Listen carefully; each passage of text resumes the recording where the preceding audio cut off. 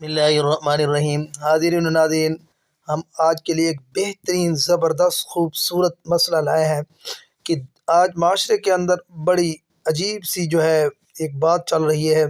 बाज़ लोग अपने आप को अहले हदीस कहते हैं, बाज़ लोग अपने आप को अहले सुन्नत कहते हैं।